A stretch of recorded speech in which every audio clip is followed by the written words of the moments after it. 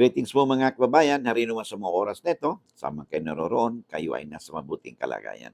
Ito pong muli sa Tony Ruel Yuong ng Batas Pinoy, ang ating pong channel ay isa pong legal aid public service program inyong lingkod in collaboration with the Greater Bar of the Philippines, Manila Port Chapter. Ang ating pong pag-usapan sa episode nito ay may kinalaman po sa sulat po sa atin ng ating taga-sumaybay. Ito ay may kinalaman ba sa bilihan ng lupa, no? At yung bilihan nilang lupa ay wala naman daw kasulatan. At gusto niyang bawiin dahil hindi daw magandang ugali, pangit daw ng ugali nung nakabili. Kasi base sa kwento niya, ang binenta nila is only a portion of that land that they own. So, problema, wala naman daw kasulatan. Pwede mabawiin, no? Yung kanilang ginawang bilihin.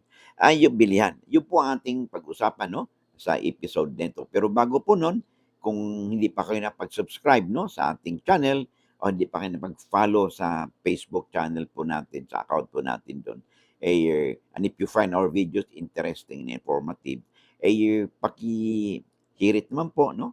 Paki-click po ang follow at saka subscribe buttons, and of course, paki-share din po, no?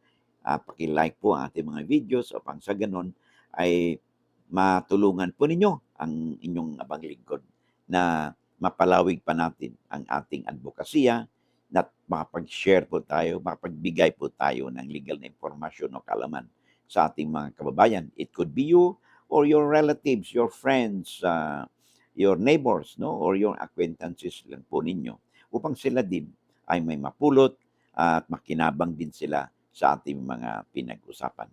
Sabi nga natin ay lamang na ang may alam sa batas. Alright, so ito po ang kanyang sulat po sa atin, no?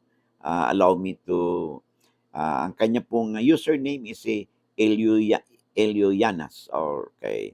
So sabi niya, attorney, ask ko lang, pwede po bang mabawi yung lupa na binili ng asawa ko na wala namang na kasulatan. Pangit kasi yung ugali nung bumili ng kapirasong lupa. Okay. Una, yung yung pangit po ang ugali ng bumili is not a ground po, no, for the cancellation of the sale, no. Now, ang issue kasi rito ay wala naman daw kasulatan. So, ang tanong, pagbilihan ba ng lupa pag walang kasulatan, okay, ay legal o valid ba yan? Okay. So, dalawa pong component po ang kasagutan po niya na una, assuming na nagkaroon ng walang kasulatan, no? Pero nagkaroon ba ng bayaran? O was there a meeting of the minds? So, ang kasulatan, ang contract po kasi, no? Dalawang klase po yan. May tinatawag nating oral contract or written contract. Okay? But they're all contracts. Okay? So, for as long as whether it is in writing or it's oral, for as long as there is already a meetings of the minds between the two parties, so the contract is perfected. Okay? So, pag perfected na, hindi mo basta-bastang mabago yan o mabali yan ng walang pahintulot doon sa other parties kasi otherwise magkaroon po ng breach of contract. Okay. Pangalawa, walang kasulatan. Pag ang sa batas po kasi natin under the statute of fraud, at saka yung rule on the enforceability of real rights, no?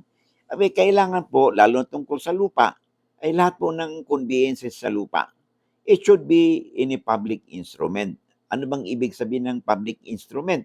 Ay ito po ay dokumento na pinirmahan ng either seller or buyer, no? Or both, okay? At ito po ay pinanotaryo. So, pag nanotaryo po yan, yun na po, it becomes a public instrument at magiging registrable po yan.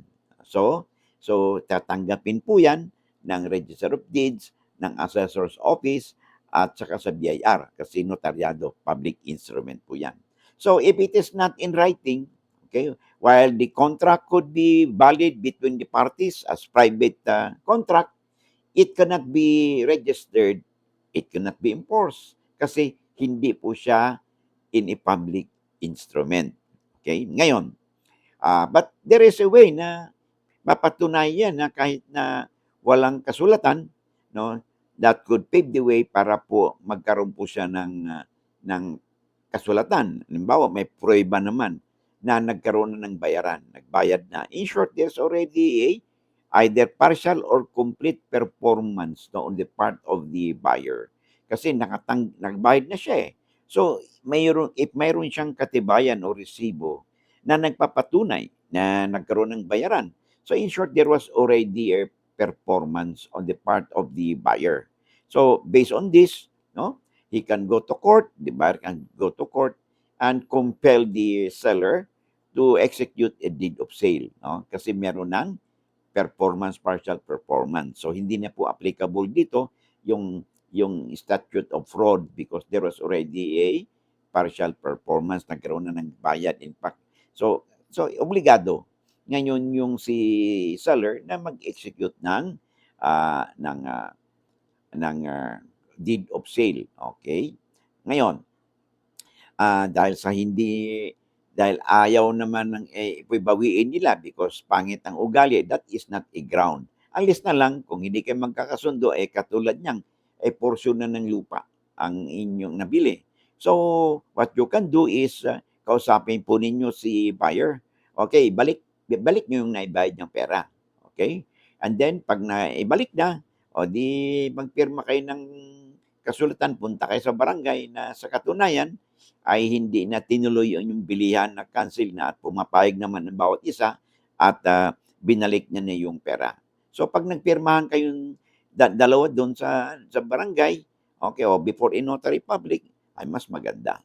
Okay? So yung po ang ating tatandaan na yung pagbawi ng contract, no, ay dahil sa pangit ng ugali, it's not a ground po, no, para ma-invalidate o ma-cancel po ang inyong bilihan. Okay? So, yes, get in touch with kung kinakailangan po ay mm, makipag-usap kayo kahit na pangit ng ugali, kung gusto talaga inyong ibaliwala, simple lang po yan. Mag-usap kayo and then ibalik po niyo yung pera. So, in the other hand naman, yun namang si buyer ay he is not in a position to really impose something on you kasi wala naman pong kasulatan at pag walang kasulatan ay labag po yan sa ating batas na doktrina na statute of fraud at ganon din po sa ating property registration decree, no, na kailangan pag may bilihan ng lupa, it should be in a public instrument. Okay? So, I hope na bigyan po natin ng kasagutan ang tanong po sa atin. Alright? So, okay, sa kapapasok pa lang, no? If you find our videos interesting and informative, ay hindi naman po siguro kalabisan, no?